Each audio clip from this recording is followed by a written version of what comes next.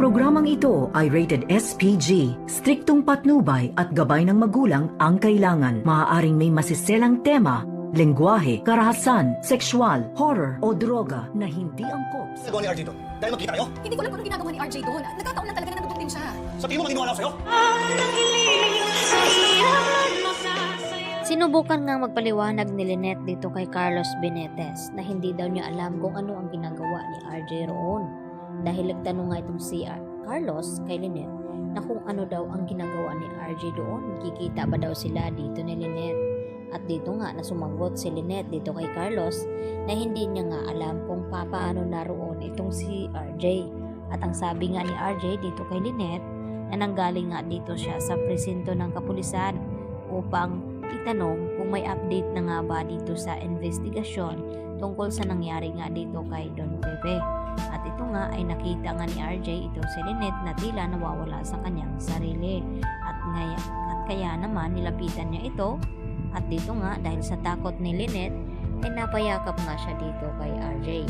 Kaya yun ang nadatnan dito ni Josa na naroon nga itong si RJ.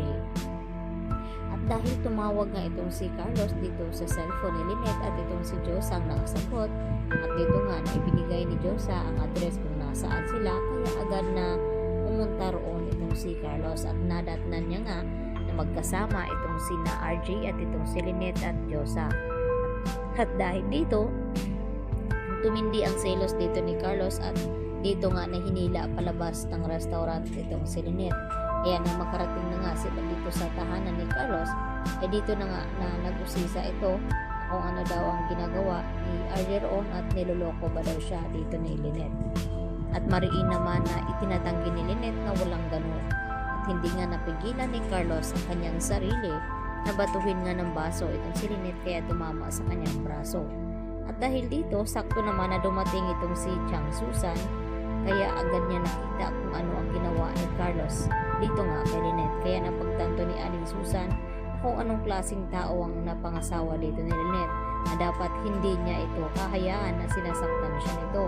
At ito na si Aling Susan ang mangingialam na dapat hiwalayan siya dito ni Lynette dahil hindi deserve ni Lynette ang ganoong klaseng tao. Samantala, labis naman ang pag-aalala dito ni RJ dito nga kay Lynette dahil kung mahal daw talaga siya ni Carlos, dapat hindi lang sa pagpapahinga ang ginagawa ni Carlos dito kay Lynette, dapat daw ay inalagaan niya nga ito dahil napansin nga dito ni RJ na parang lumalala na nga itong trauma ni Lynette, kaya agad naman na nag-alala ito at dito naman niya na sinangguni dito kay Doc Remeneses na dapat daw hindi ganoon ang mga pagtatrato dito ni Carlos kay Lynette. At nagbigay naman ng pahayag itong si Doc Remeneses sa kanyang kaibigan na sana daw ay ibigay na lamang ni RJ ang kanyang pagtitiwala dito kay Carlos at pag-aalaga dito kay Lynette dahil asawa na nga raw ni Carlos itong si Lynette at labas na nga siya roon.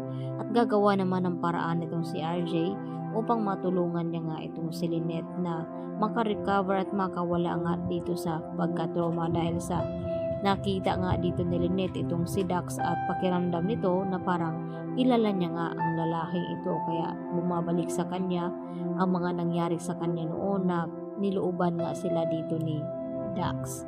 Samantala, dito naman sa Eastridge, tira tumitindi rin ang init ng ulo dito ni Carlos Benitez kay Annalyn at napansin nga ito ni Mamang Pokwang na yun nga ang pakikitungo dito kay Annalyn na parang kakaiba nga at dahil nga sa ginawa daw ni Mang Pokwang ay dito nga tila hindi nagustuhan ni Carlos Benitez na parang ginagawa daw ang kanyang ospital na charity at dapat tinuturuan daw ni Annalyn itong si Aling Pokwang kung ano ang dapat ginagawa ng neurosurgeon. At dito naman na sinabi ni Aling Pokwang kay Annalyn na huwag daw pansinin itong si Carlos dahil simula daw ngayon ay magiging mabait na nga siya at pagtuon na ng pansin upang matuto. Yan po ang ating pakatutukan ngayong Lunes mga kapuso. Dito lamang yan sa Abot Kamay na Pangarap.